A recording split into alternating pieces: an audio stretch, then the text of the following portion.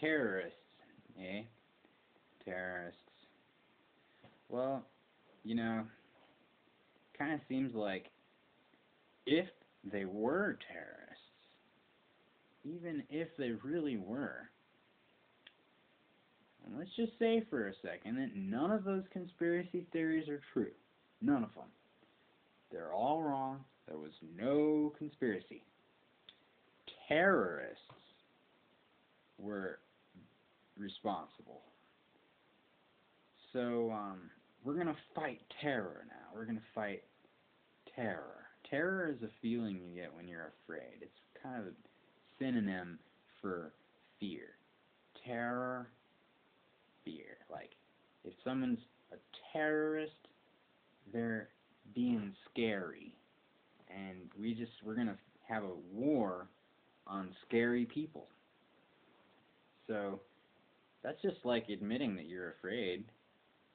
You're going to have a war on terror. You're just saying, I'm afraid.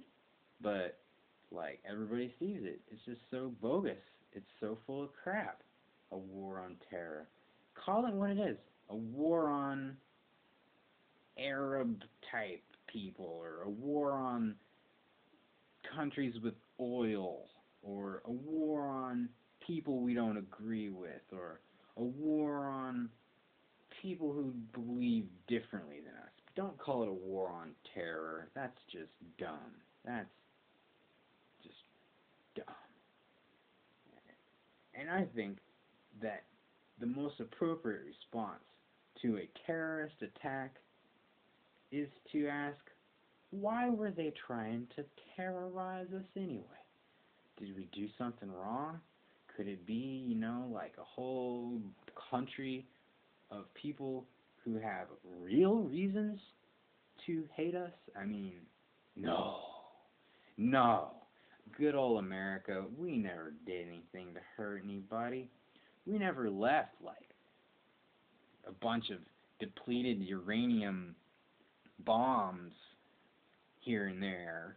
We totally picked up all our landmines.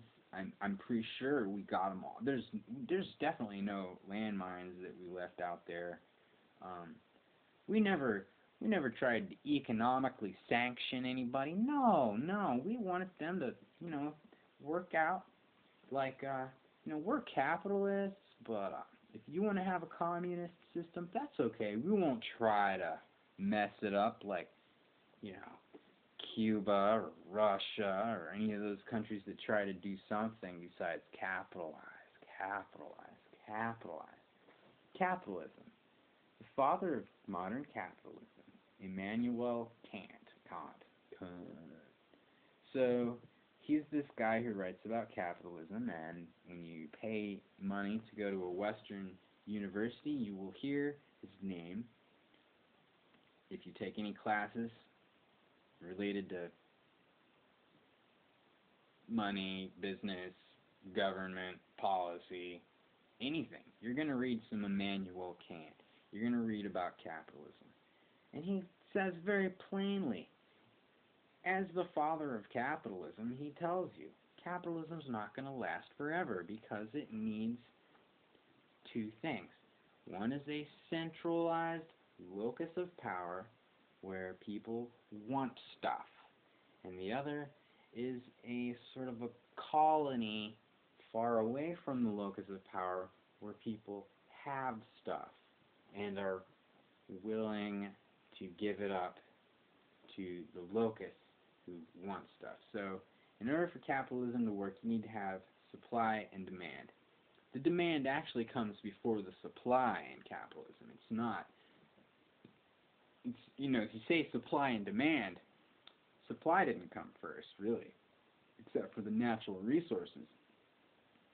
It's demand that comes first in capitalism, and so in order to keep a capitalistic system going, you have to have a demand for something that cannot quite be met, and then you have to have a supply that can't quite fill the demand, and then it works.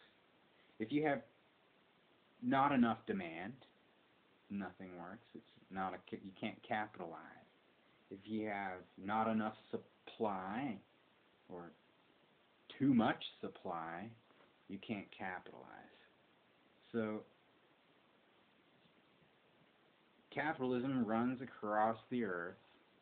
You know, we had the British Empire, and people in Britain wanted stuff from the rest of the world, like tea and gold and noodles and tobacco and silk.